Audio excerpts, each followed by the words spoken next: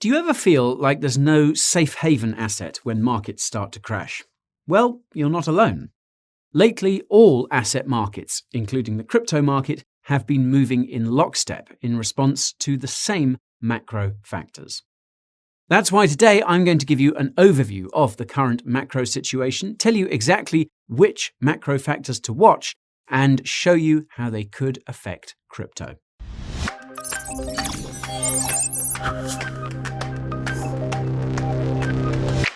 Before we talk big picture stuff, I need to give you a disclaimer so I don't end up in cuffs.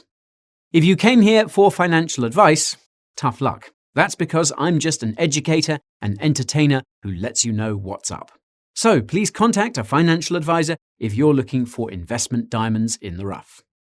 If this is your first time falling down the crypto rabbit hole, my name is Guy and I'm here to turn you into a crypto pro. I do that by creating some of the highest quality crypto content you'll ever know.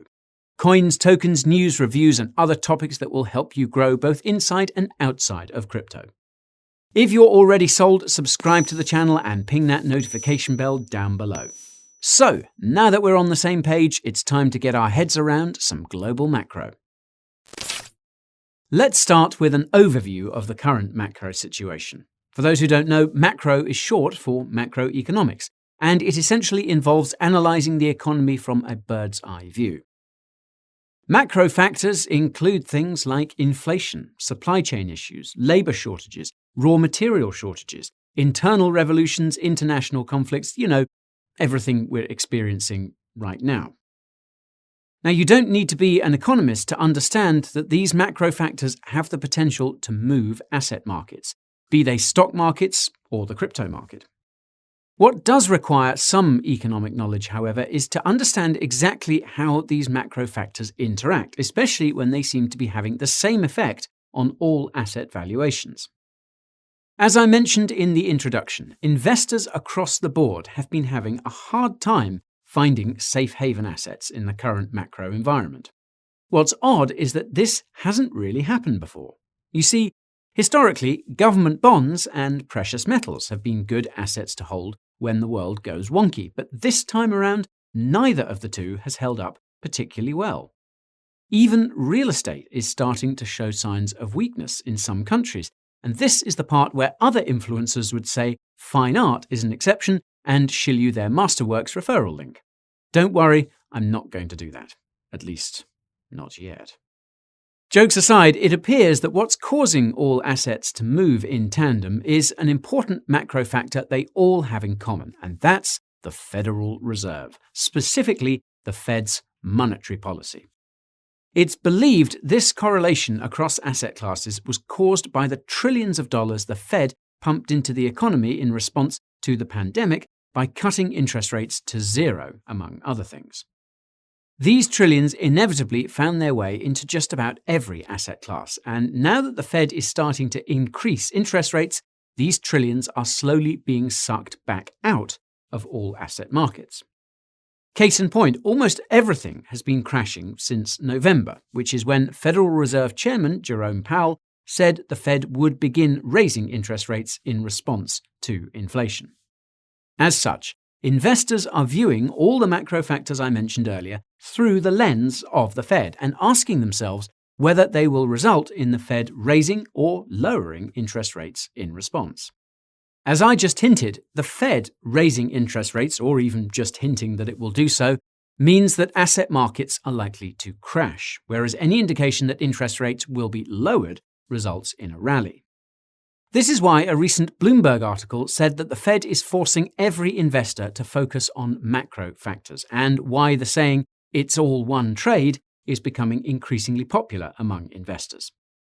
As you'll soon see, this new economic paradigm means that some macro factors that are objectively positive are seen as negative in the eyes of investors, simply because of the Fed's assumed response. If you're wondering how the Fed ended up in this precarious situation and what its monetary policy roadmap is, you can check out my video about that using the link in the description. And a quick pro tip, pull up a calendar or piece of paper to take notes of the dates I'll be mentioning in today's video, as they will tell you when the crypto market is likely to see some big moves. Now, the first macro factor to be on the lookout for is a no-brainer, and that's the Fed's monthly press conferences, along with the minutes of the Fed's monthly meetings. That's because the Fed announces interest rate decisions during its monthly press conferences. If the Fed's interest rate announcement is consistent with investor expectations, asset markets tend to see a small rally, and that's because investors love certainty more than anything else. If the Fed's interest rate announcement exceeds investor expectations, asset markets tend to see a big rally, since it's better news than what investors had priced in. As you might have guessed, exceeds investor expectations is code for the Fed announcing it will be raising interest rates less than it initially said, or even lowering them. If the Fed's interest rate announcement falls short of investor expectations, asset markets tend to see a big crash. As you might have again guessed, falls short of investor expectations is code for the Fed announcing it will be raising interest rates more aggressively than it had initially said. If you're wondering where these investor expectations come from, the answer is the Fed's board of directors, especially Chairman Jerome Powell, as he basically has the final say on interest rates. Besides comments made by the Fed's board of directors during various conferences and interviews, what Jerome says during the Fed's monthly announcements gives investors insights into the Fed's plans. What's mentioned in the minutes or summaries of the Fed's monthly meetings is also eyed closely by investors. What's funny is that the minutes of the Fed's monthly meetings are typically released around 3 weeks after the meetings take place, presumably to prepare investors for the Fed's next announcement. Obviously, if the Fed minutes suggest that the Fed will be raising interest rates more aggressively, markets tend to tumble, and if they suggest the Fed will be easing off, markets tend to rally. As it so happens, the Fed's next monthly press conference is just around the corner. It will take place on Wednesday, the 15th of June, so prepare to see some volatility across asset markets, including crypto.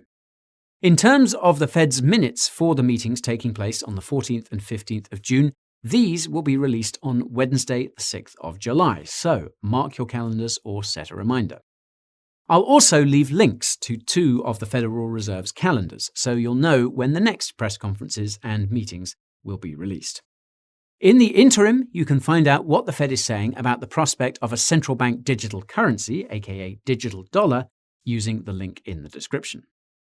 Anyways, the second macro factor to be on the lookout for is inflation in the United States, as measured by the Consumer Price Index, or CPI, and the Personal Consumption Expenditures Price Index, or PCE. This is because the Fed is ultimately raising interest rates to reduce inflation. So, if the CPI is high, the Fed is likely to raise interest rates more aggressively and vice versa. For reference, the Fed targets a 2% inflation rate, so anything above that is considered high in the Fed's eyes. Let's just say the CPI is closer to 10% than it is to 2%. If you watch my video about the CPI, you'll know that it's a measure of how much people spend on goods and services, and that the methods it uses to measure these things are shoddy at best. Now, how asset markets react to CPI prints once again boils down to investor expectations, and the dynamic is more or less the same as with the Fed's press conferences and minutes of monthly meetings.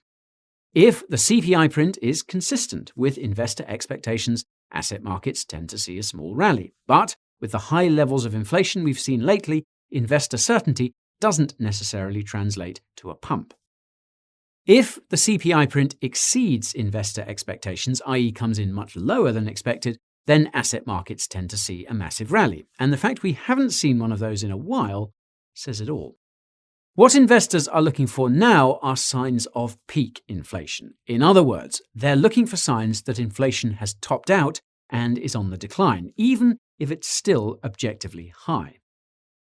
The rationale there is that the Fed will see this downwards trend too and raise interest rates less aggressively, or not at all, since inflation is already falling with its current monetary policy. If the CPI print falls short of investor expectations, i.e. comes in much higher than expected, then asset markets tend to see a massive crash because they know the Fed will raise interest rates in response.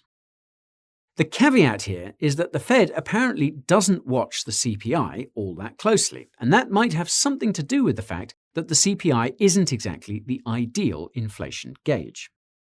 As far as the Fed is concerned, the aforementioned Personal Consumption Expenditures Price Index, or PCE, is a better measure of inflation. Like the CPI, the PCE is a measure of how much the average American household spends on goods and services each month, but let's just say it does this in a different way. As it so happens, the last PCE print suggests that inflation could be peaking, and this will probably be confirmed by future inflation prints, be they from the PCE or CPI. The next PCE print will come on Thursday, the 30th of June, but I'll reiterate that asset markets don't seem to react too strongly to it, even though it's the Fed's favourite inflation measure. That's why the date you need to highlight is Friday, the 10th of June, which is when the next CPI print comes out, and it's possible that it will be out by the time you see this video. I'll leave links to the schedule of releases for the PCE and CPI in the description, along with a link to the schedule of releases for the Producer Price Index, or PPI. That's because the PPI is seen as a leading indicator for the CPI, since the costs of production eventually find their way to consumers, though the markets don't seem to react too much to PPI prints either. For anyone wondering, the last PPI print was a whopping 11%, and the next PPI print will be released on Tuesday, the 14th of June, just before the Fed's press conference. Perfect timing indeed. This ties into the third macro factor to be on the lookout for, and that's anything that could cause more inflation. This is again because the Fed is raising interest rates to reduce inflation. So, if inflation continues to rise for whatever reason, the Fed will continue to raise interest rates. These days, there's no shortage of macro factors that could increase inflation, but almost all of them involve the supply side of the inflation equation. Now, don't get me wrong, much of the inflation we're seeing today is a direct result of the Fed's financial response to the pandemic. This had the effect of artificially increasing demand for assets of all kinds. However, much of the inflation we're going to face tomorrow is going to come from the supply side of the inflation equation, which is entirely outside of the Fed's control. No matter how much the Fed raises interest rates, it can't stop Chinese cities from going into lockdown or convince Russia to export the natural resources required to make much of the world's food. The Fed also can't convince policymakers in Western countries to increase the domestic production of fossil fuels to bring down the rising energy costs which are starting to threaten their own economies. This is why some believe that the Fed's interest rate increases will be futile, and why others believe that the Fed will increase interest rates into the double digits. That's because the only way the Fed can reduce inflation is to destroy demand to the point that supply-side pressures are irrelevant because nobody can afford to buy. This is arguably next to impossible to do because there will always be demand for things like food and energy, but this doesn't mean the Fed won't try to destroy demand as much as it can to fight inflation. This will, of course, have profound implications for all assets, especially cryptocurrencies, and even major altcoins, because they're still considered as high risk by most institutional investors. In a worst-case scenario, it could cause companies and even some countries to default on their debts. But if the alternative is the hyperinflation of the US dollar, you can bet the Fed will make that sacrifice. The worst part is that the macro factors that could cause supply-side inflation don't exactly run to a schedule. They're usually announced as they happen, with little to no forewarning. In my experience, keeping up with the news can help predict these macro factors, but in truth, I've never managed to get the timing right, and I'd never think of trying to trade these events either. For what it's worth, I suspect we're going to see many of these supply-side issues resolved by the end of the year because of the upcoming elections in the United States and elsewhere. Inflation has been the number one issue on the minds of voters, so much so that it has resulted in record low approval ratings for the leaders of just about every country. Anyhow, the fourth macro factor to be on the lookout for is the Employment Situation Summary, aka the Jobs Report, along with other employment-related indicators. This is because the Fed is tasked with doing two things: ensuring price stability, i.e. ensuring 2% inflation, and ensuring maximum employment, which the Fed interprets as 4% unemployment. On that note, it's important to point out that unemployment is the percentage of people who are actively looking for a job but can't find one. Unemployment does not count the actual labour force participation rate, which fell off a cliff at the start of the pandemic and has yet to recover to its pre-pandemic levels.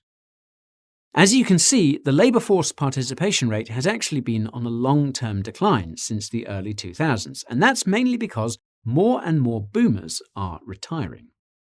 This is actually why many macro investors are leaning bearish. If the labour force is shrinking, then it's very hard to have economic growth in the long term, absent AI and other such technologies. Not surprisingly, the labour force is shrinking because not enough people are being born, and this is something that Tesla CEO Elon Musk is extremely concerned about. Anyway, apologies for the tangent. Now, according to the latest jobs report, unemployment in the United States is sitting at around 3.6%. This is significant because increasing interest rates tends to increase unemployment. So the fact that unemployment is slightly below the Fed's target means the Fed has room to increase interest rates. This is where the paradox comes in, because you'd think the markets would rally on the news that lots of people are getting hired. As far as investors are concerned, however, if lots of people are getting hired, it means that unemployment is on the decline, and that means the Fed could raise interest rates more aggressively. And, as we've established, raising interest rates means it's more difficult for investors to get their hands on easy money, particularly the big banks and asset managers who transact directly with the Fed. This is why the markets crashed in response to the most recent jobs report, which revealed that more jobs had been added than investors were expecting. Had the jobs report revealed that jobs were actually being lost, the markets would have rallied like mad, because it would mean that the Fed can't raise interest rates as aggressively, if at all. This is the clown show of the fiat financial system we find ourselves in, and it begs the question of whether it creates an incentive for the big banks and asset managers to destroy the economy. Speaking of which, BlackRock CIO Rick Rieder predicts that the strong jobs report the United States saw for May will be, quote, the last solid one for a while. Rick reckons this is the case because big companies have begun cutting their workforces and putting a freeze on hiring, and not just crypto companies. Luckily for BlackRock, this means profits are on the way. Unfortunately for the average person, this means there are some hard times ahead, and we will know for sure when the next jobs report comes out on Friday, the 8th of July. A link to the schedule of releases for that statistic will be in the description, along with a link to our video about BlackRock and just how much influence it has over the markets. Anywho, the fifth macro factor to be on the lookout for doesn't necessarily involve the Fed, and that's company earnings, namely tech company earnings.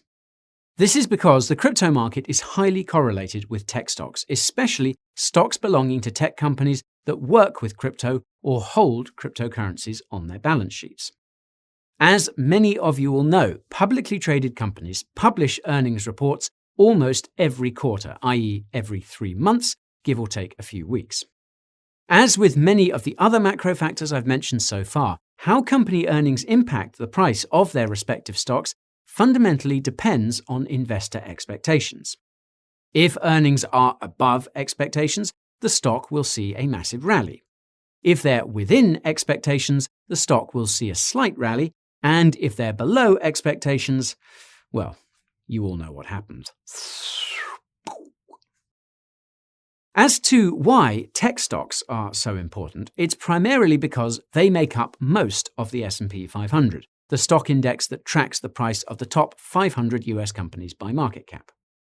When tech stocks rally after the release of robust earnings reports, it has a tendency to cause other stocks to rally, as well as the crypto market, which likewise consists of cutting-edge tech. The importance of crypto-related tech stocks is pretty straightforward. If a company like Coinbase posts some serious profits, it's possible, if not likely, that some of this money will be invested into crypto. Conversely, if a company like Coinbase starts to see some serious losses, it might be forced to sell some of the crypto on its balance sheet to cover its operating costs. And speaking of Coinbase, we recently analysed its Q1 earnings report in a video which I'll leave in the description. You are welcome. Anywho, the price action of tech stocks also acts as a de facto indicator of how much risk investors are willing to take on, and to many institutions, BTC falls into the same risk category as the likes of Tesla. Note that the Fed's monetary policy can have a significant impact on tech company earnings indirectly, and tech company earnings are not nearly as significant as the other macro factors I've mentioned. Even so, they're significant enough to the crypto market that they're worth mentioning, and I'll leave a list of upcoming company earnings releases in the description if you need it. And that's all for today's video about the macro factors that could affect the crypto market. If you found it useful, smash that like button. If you plan on coming back, subscribe to the channel and ping that notification bell. If you're looking to maximize your gains, check out the Coin Bureau deals page. If you're looking for more from me and the team, Coin Bureau Clips is your next destination. If you want to go deeper down the crypto rabbit hole, the Coin Bureau podcast is where you should go. If you want to follow me on social media, I'm available on Twitter, TikTok, and Instagram.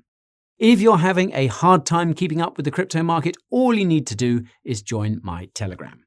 If you're wondering what cryptos I hold and how I'm changing my portfolio, my weekly newsletter has that gold.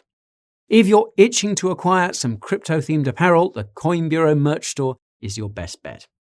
If you want to know where you can find all these resources, look no further than the description. And with that, thank you all so much for watching, and I will see you very soon. Auf Wiedersehen, sayonara, au revoir, goodbye.